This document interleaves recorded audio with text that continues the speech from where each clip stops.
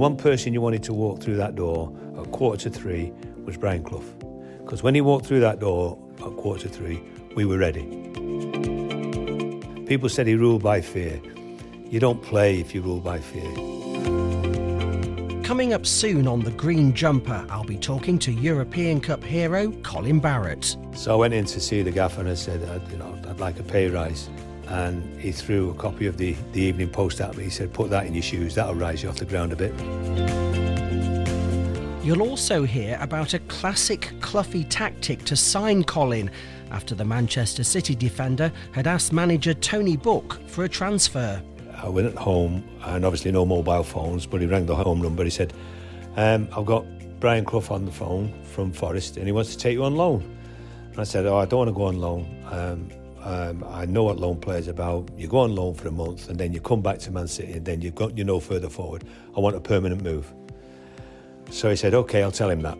So next phone call, within 20 minutes, is Brian Clough.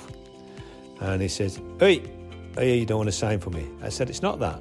I said, you don't want to play for me? I said, it's not that. I said, it's the fact that you're only offering me a loan and I want a permanent move. And he said, I can understand that. And he said, but let's think about it the other way. He said, you don't know me and I don't know you. Why don't we meet and then we can talk about it and then you can decide then. So I said, OK, fair enough. He said, where do you know? I said, well, I'm in Stockport. And he said, well, he was in Derby, which I knew he would be. And he said, well, I said, Leek Town Football Ground. I'll meet you outside of there. He said, I'll meet you outside of there in an hour. So 1 hour later, I was outside Leek Town Football Cup and he rolls down in his car.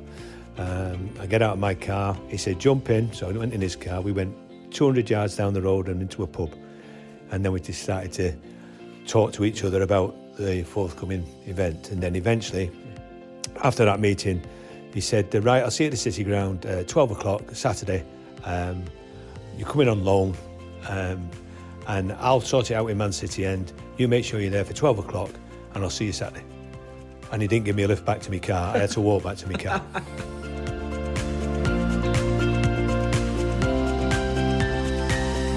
Colin also talks about his memories of playing alongside John Robertson and how he originally played as a forward. I did as an amateur. I played up front, and when I went to Man City, I went as a forward player. And then they converted me. It was Johnny Hart, Paul Hart's dad, that was one of the trainers at Man City. Yeah.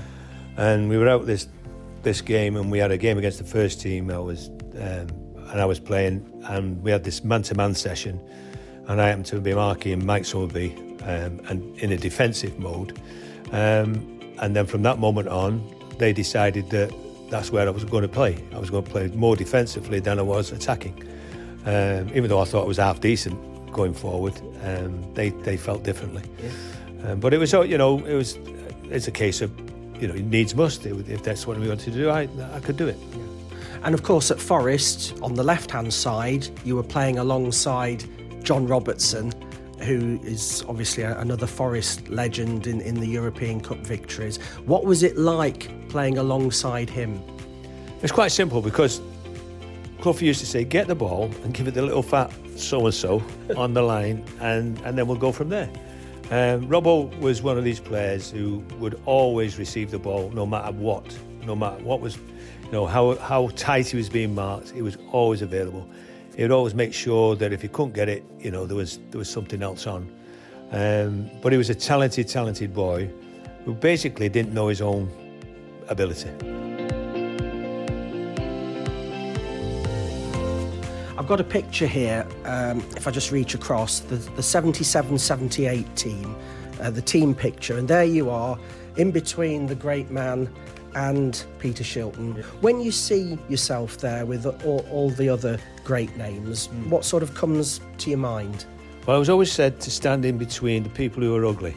So I thought I'd stand next to the gaffer, and Shilts wasn't, and Burnsy was behind me, so I was better looking than Burnsy. Yeah. So I thought to myself, I'm in a good place here.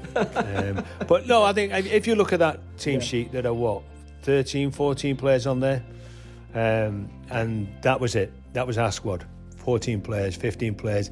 You did go to 16 players when we went into Europe, but other than that, those were the bulk of the players that saw out, I think we played 60 or 70 games that season, and we played in all those games. You also played in that crucial game at Coventry that won the title. It was a 0-0 in the end. Fantastic save from Peter Shilton that everyone remembers. What was the mood like after that? Because I've read and heard elsewhere that you'd won the league, but it was still quite subdued. It was in a way, because it didn't really dawn on us what we'd done. I think at that particular moment in time, we come off the pitch, and as a football match, it was 0-0, and we got a 0-0 battering. You know, goalkeeper had one of those days where you could have played to the cows come home, and you wouldn't have beaten Peter Shilton that day. So we got the point, we got in the dressing room, and Cloughie said, right, on the bus, home. But we went out into Nottingham, don't get me wrong, when the penny really dropped, and we all said, right, let's go and have a beer, and we did it in Nottingham. And of course, there are memories of that wonderful goal against the holders Liverpool in the first round of the European Cup. From my point of view, I was just blocking them going forward, and I blocked it once, and then I blocked it twice, and then it fell to Gary Bills on the left-hand side, and I just went, and he crossed the ball, Woodcock, and then I scored a goal. But the interesting thing afterwards, in the dressing room, Martin O'Neill, who was sub that night, tells the story of Clough and Taylor in the dugout. And Clough and Taylor in the dugout are going, what's he doing? Where's he going? Get back, get back, get back. Oh, brilliant goal, well done. And then, apparently in an interview after with the press, I think one of them said, we always encourage our fullbacks to go forward. And I just thought, that's hilarious, that.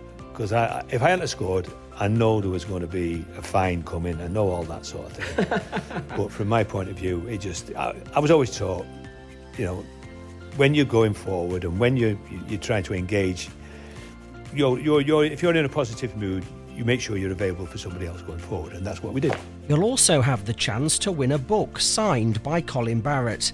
I hope you can join me for another special episode when there'll be more stories of the great man in the green jumper.